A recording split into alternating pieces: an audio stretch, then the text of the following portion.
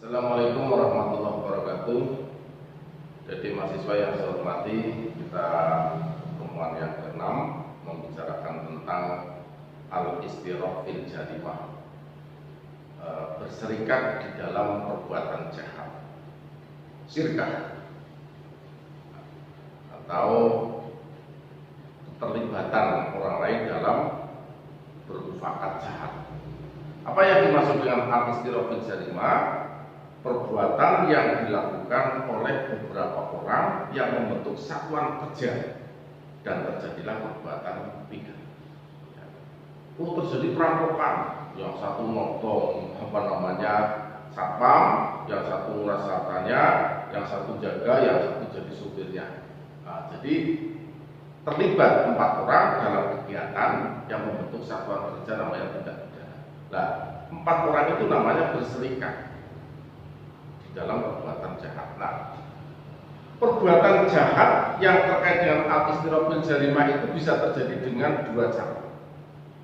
Al-istirah fil jarimah bisa babil mubasyirah yang dilakukan secara langsung. Yang kedua, al-istirah fil jarimah bisa babi ghairu mubasyirah yang dilakukan secara tidak langsung. Yang tidak langsung dan yang langsung bedanya di mana, Pak? Yang langsung itu ketika perbuatan tindak pidana antara pihak satu dengan pihak yang lain terlibat dalam suatu kegiatan nyata, bergabung semua di dalam tempat kejadian perkara. Tapi yang tidak langsung ini adalah pihak kedua, ketiga, keempat dan seterusnya tidak terlibat langsung tetapi berpengaruh sehingga menimbulkan suatu peristiwa pidana. Maka dikatakan kawan tidak langsung.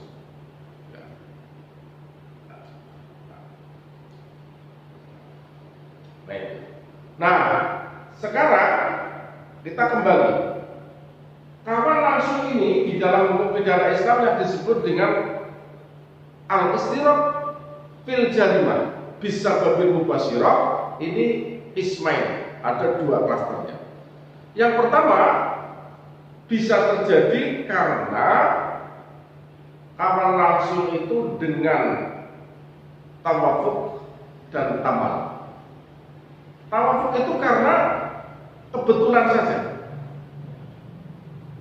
Misalnya ada aksi demokrasi menimbulkan anarkis, niatnya menyuarakan aspirasi, tiba-tiba anarkis karena emosi mendadak, maka terjadi pembakaran gedung, kerusakan fasilitas publik. Nah, ini tidak disengaja, tidak direncanakan dari awal, maka namanya perbuatan kawan nyata secara langsung karena kebetulan.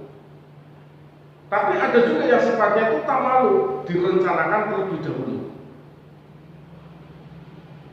2-3 orang merencanakan, ayo bunuh A, B dan C merencanakan, kemudian A membunuh secara langsung, kemudian C hanya memikat.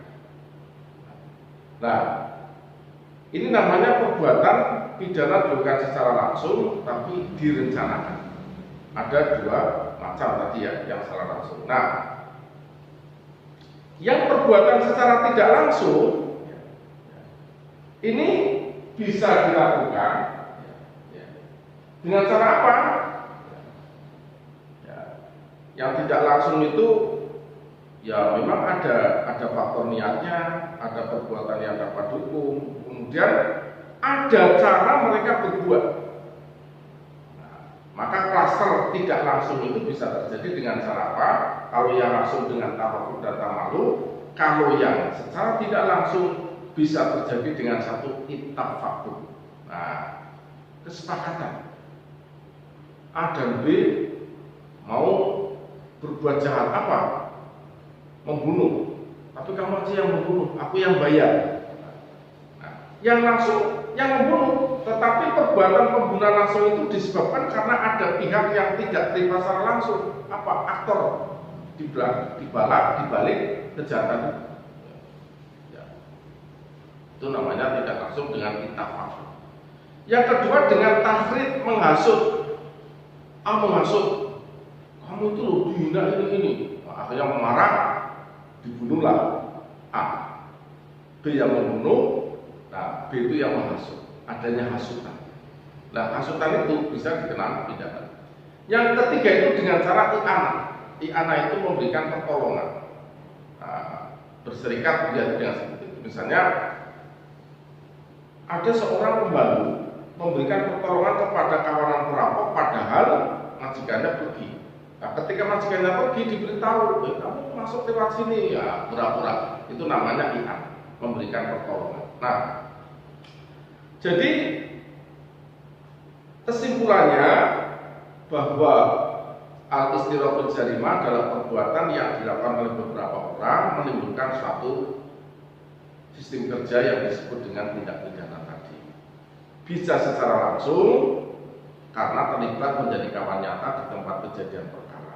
Yang secara langsung dibagi menjadi dua karena kebetulan, karena direncanakan.